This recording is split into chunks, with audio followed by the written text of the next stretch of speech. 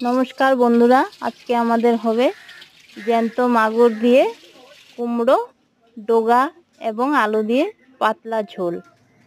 দেখতে থাকুন বন্ধুরা। আমি মাছগুলোকে ধুয়ে কেটে পরিষ্কার করে নিয়েছি। এরপর তেল গরম করে তেলের মধ্যে আলু ভেজে নিচ্ছি। দেখুন বন্ধুরা, আমি আলুগুলো ভালো করে ভেজে নিচ্ছি। এটার মধ্যে একটু সামান্য হলুদ গুঁড়ো দিয়ে দেব।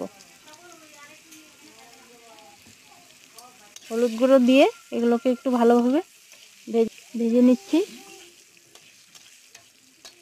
দেখতে থাকুন বন্ধুরা। ভিডিওটি ভালো লাগলে নিশ্চয়ই একটা লাইক কমেন্ট করে দেবেন। এখন ওই তেলে আমি মাগুর মাছগুলোকেও ভেজে নিয়ে এলাম। দেখুন আমার মাগুর মাছগুলো ভাজা হয়ে গেছে। এখন আমি একটু সামান্য তেল দিয়েছি। তেলের মধ্যে ফোড়নের জন্য দেব তেজপাতা, 5 ফোড়ন, আর আমি সঙ্গে দেব মশলা যেগুলো বেটেছি। আগেই বাটা আছে, বেটে রেখেছি মশলাগুলো। একটু কাঁচা লঙ্কা বাটা, একটু পেঁয়াজ বাটা, আর এমন বাটা কিছুই লাগবে না। আর বাকি তো যেগুলো আমরা রোজ দিনকার ইউজ করি সেগুলোই দেব। দেখুন প্রথমে আমি তেলের মধ্যে তেজপাতা ও 5 ফোড়ন সুন্দর করে একটু লাল লাল ভেজে নিয়েছি।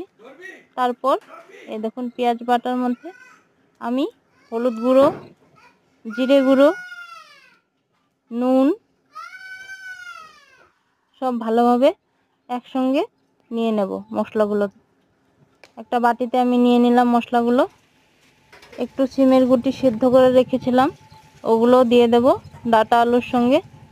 সম্বাসে আমি দিয়ে দিলাম ডাটা আলু আর সিমের গুটি। এগুলোকে একটু ভালোভাবে কষিয়ে নেব সবজিগুলোকে। দেখুন বন্ধুরা, আমি ভালোভাবে মশলাগুলো ভেজে একটু তরকারিগুলো কষিয়ে নিচ্ছি।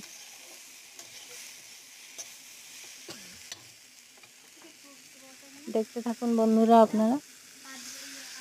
এখন আমার মশলাগুলো ভালোভাবে কষানো হয়ে গেছে।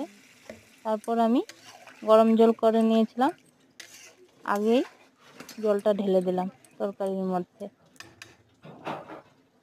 এখন আমি এরপর ভেজে রাখা মাছগুলো ঢেলে দেব। দেখুন আমি মাছগুলো ঢেলে দিলাম।